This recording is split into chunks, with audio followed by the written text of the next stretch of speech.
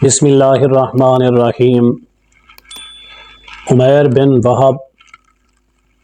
حضور علیہ الصلاۃ والسلام کے سامنے یہ کہہ رہے تھے کہ میں ایک نیک نیت بن کر آیا ہوں۔ آپ علیہ الصلاۃ والسلام نے جب اس کی حقیقت کو واضح کیا، حجر اسود کے قریب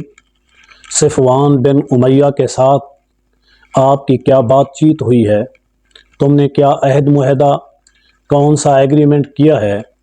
وہاں بیٹھ کر تم نے بدر کے بارے میں، وہاں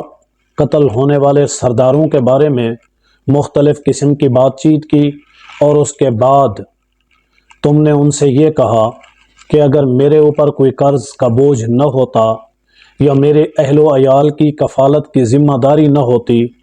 تو میں یثرب میں جا کر، مدینہ میں جا کر محمد صلی اللہ علیہ وسلم کا کام تمام کر دیتا۔ تو صفوان نے اس شرط پر کہ آپ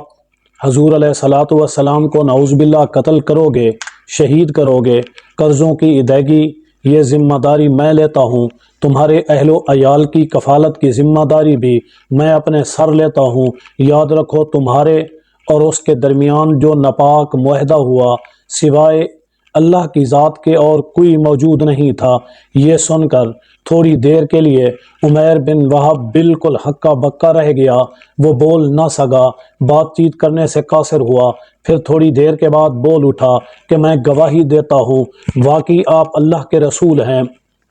اب میں اس بات کو تسلیم کرتا ہوں۔ اور اس کے بعد انہوں نے کہا، یا رسول اللہ، ہم آپ کے بیان کردہ آسمانی خبروں کو، آپ کے اوپر نازل شدہ وحی کو نہیں مانتے تھے، ہم آپ کی اس بات کو تسلیم نہیں کرتے تھے، ہم اس کا مذاق اڑایا کرتے تھے، ہم آپ کی ان تمام خبروں کے متعلق غلط قیاس آرائیاں کیا کرتے تھے، لیکن صفوان اور میرے درمیان میں جو بات چیت ہوئی ہے اس میں کوئی گواہ نہیں، اس کے اندر کوئی اور انسان نہیں، یہ بات ہم دونوں نے کسی سے کی نہیں، ہم نے اس پر عہد معاہدہ کیا، ہم نے اس پر قسمیں اٹھائی، ہم نے بیت اللہ کے اندر کھڑے ہو کر یہ پکا وعدہ کیا کہ یہ بات میرے اور آپ کے علاوہ کسی تک نہیں جائے گی، لیکن یہ میرا منصوبہ، یہ طے شدہ معاملات جو اس کے ساتھ میرے ہوئے، میرے اور اس کے علاوہ کوئی نہیں جانتا۔ اللہ کی قسم مجھے آج یقین ہو گیا ہے کہ ہمارے اس خفیہ منصوبے کو اللہ تعالیٰ نے آپ تک پہنچایا، اللہ تعالیٰ نے آپ کو اس کی خبر دی۔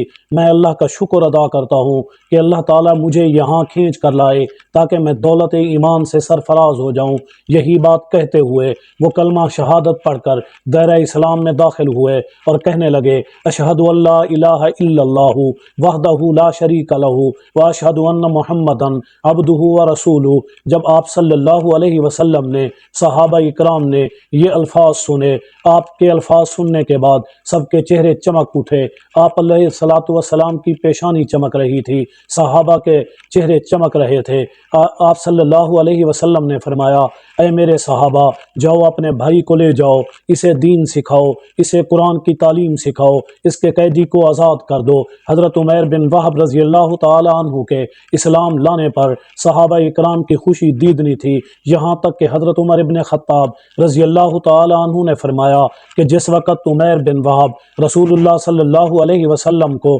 نعوذ باللہ شہید کرنے کے ارادے سے آیا تھا، وہ میرے نزدیک خنزیر اور کتے سے بدتر تھا، لیکن آج وہ مجھے اپنے بیٹوں سے بھی زیادہ محبوب لگ رہا ہے، ایمان کے بعد وہ مجھے سب سے زیادہ پیارا لگ رہا ہے، ایمان لانے کے بعد وہ مجھے اپنے بھائیوں سے بھی زیادہ عزیز لگ رہا ہے، ایمان لانے کے بعد وہ میرے سر کا تاج ہے، میں اس کی پیشانی چومتا ہوں۔